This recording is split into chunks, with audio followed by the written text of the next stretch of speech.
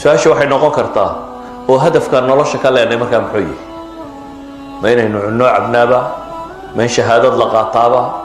ma in lacag la helaaba ma in magac iyo maamus la helaaba life purpose-kaagu muxuu yahay hadafka aad leedahay goolka aad nolosha maxaad u noosha inaad maxay xaqiijiso qofka bini aadamku inuu hadaf leeyahay meel uu socdo uu rabo inuu gaadho qof u nool inuu wax cunaa ma jiro noolo waa wax cuno soo toosoo kac dabeetana 60 sano markaad gaadho xabaashaha lagu geeyo that's not a life nolol maaha taasi qiimo ma samaynayso waxaynu isweydiinaynaa markaa hadafkaynu nolosha ka leenahay waa maxay si markaynu ku guulaysanana aynu idhaahno hebel noloshiibuu ku guulaystay marka la waayana aynu idhaahno hebel noloshiibuu ku khasaaray ila waa labadaa mid un haddaad nolosha hadaf ka leeday meel aad u socota hadday jirto meeshii markaad gaadhana waxaan odhanaynaa waa guulaystay markaad gaadhi weydana waxaa la odhanayaa wuu guul daraystay muu guulaysan success ma gaadhin ilaahay subxaanahu wa tacaala qur-aanka wuxuu inoogu sheegay goorta la guulaystaa goortaytay wuxuu kaloo inoo sheegay nolosha tan iyo hadafka laga leeyay wuxuu yahay waxaa laynoo sheegay dadka inta guulaysatay iyo inta khasaartay qur-aanka intaasoo aayadood baa ka soo arooray oo ka warramaya alfaa'izuun intaasoo aayadood baa ka warramaya alkhaasiruun waana macnaha dhabta uu noloshu leeyahay markaad labadaasi kala garato rabbi subxaanahu wa tacaala markaa nolosha iyo hadafkeeda iyo waxoo dhan iyo guusheedaba miqyaas baa loo yeelay يعني noloshu haddaanu jirin thermometer ama barometer ama wax lagu qiyaaso haddaanad haysanin yani guriga dhererkiisu waa imisa waa inaynu haynaa waxaynu ku qiyaasno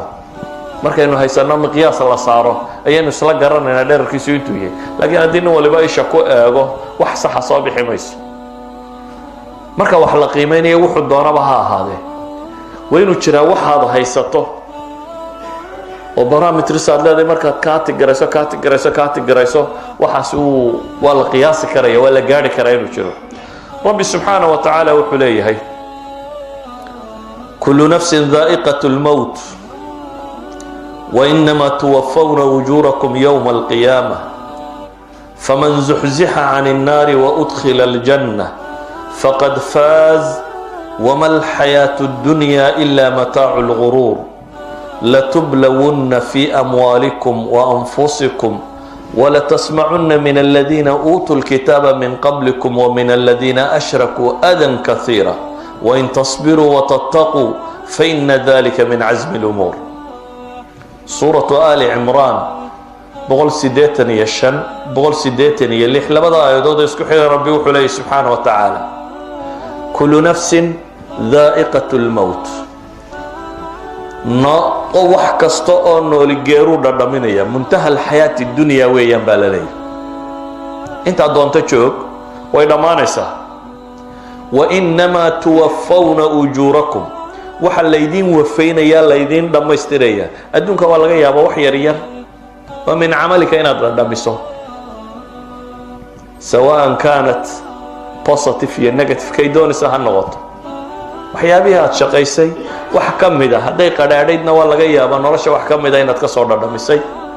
hadday macaanaydna waa laga yaabaa nolosha wax ka mid ah inay soo dhadhamisay laakiin waxaa la yidhi taas iyadu way dhammaanaysaa absolutely waa dhammaynaysaa laakiin waxa lagu dhammaystirayaa baa la yidhi